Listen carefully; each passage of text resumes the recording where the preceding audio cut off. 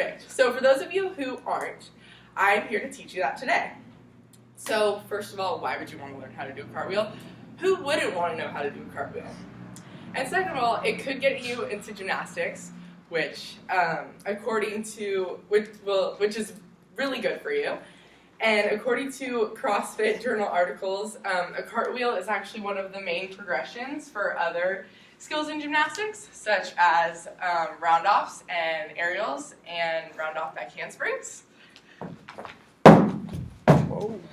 So, I've been doing gymnastics all my life since I was 4 years old, and I've actually gone on to teach gymnastics to little kids at my gym. And a cartwheel is one of the skills I teach on a daily basis because it's a really integral skill for gymnastics. And last week I actually taught my boyfriend how to do one, and he has no gymnastics experience, so everyone will be able to learn how to do it. So with these 4 simple steps, I will be getting you to do a cartwheel in less than a day. So the first step is the lunge, and you're going to basically start with your dominant foot in front and your arms up by your ears. And this is a really important aspect of the skill because it's starting you off well. And it's important to bend your knees for stability and balance. And according to the article Effects of Balance Training on Selected Skills, the balance you have at the beginning of the skill can enhance your sense of control and make it a lot easier to complete it. So actually, after you learn how to do a cartwheel, if you want to improve it, working on your balance is a really good way to do that. And actually learning these gymnastic skills could enhance your sense of balance because according to the article Balance Ability and Athletic Performance, gymnasts have the best sense of balance out of many different athletes, such as soccer players, swimmers, other athletic people in general, and basketball players.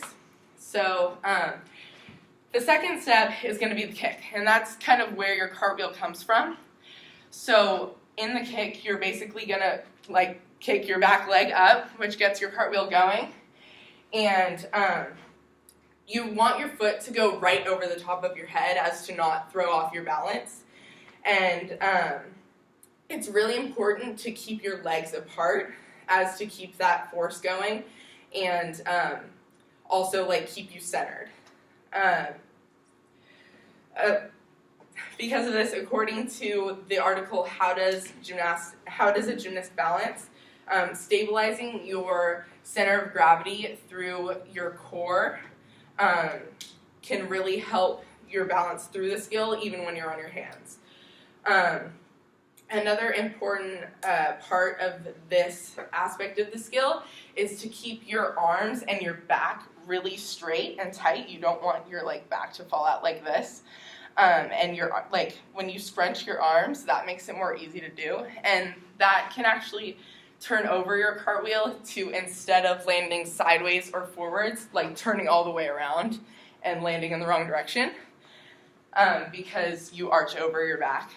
So it's really important to keep your arms straight and your back tight so that it goes straight over and doesn't fall back and forth. So the next step is the step down, and you can do this in one of 2 ways. So you can either finish sideways, like a starfish, or finish forward, which is the more accepted way in the gymnastics world. But either way, learning how to do a cartwheel, learning how to do it sideways is usually easier, and then transferring it into the forward lunge. So the way you're going to step down in a sideways one is to make sure you stay in a starfish position the whole time once you've stepped in. So it's going to look like this.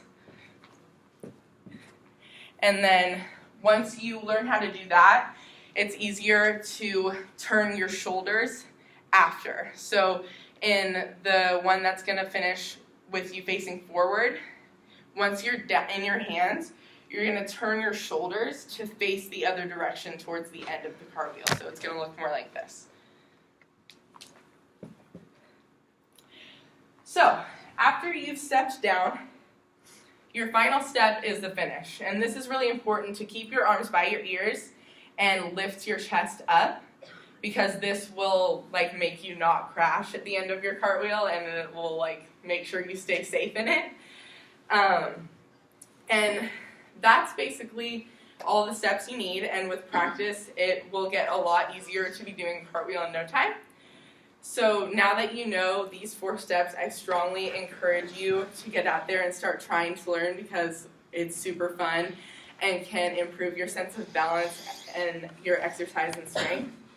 And I hope now that you know these steps, I will see you cartwheeling around campus.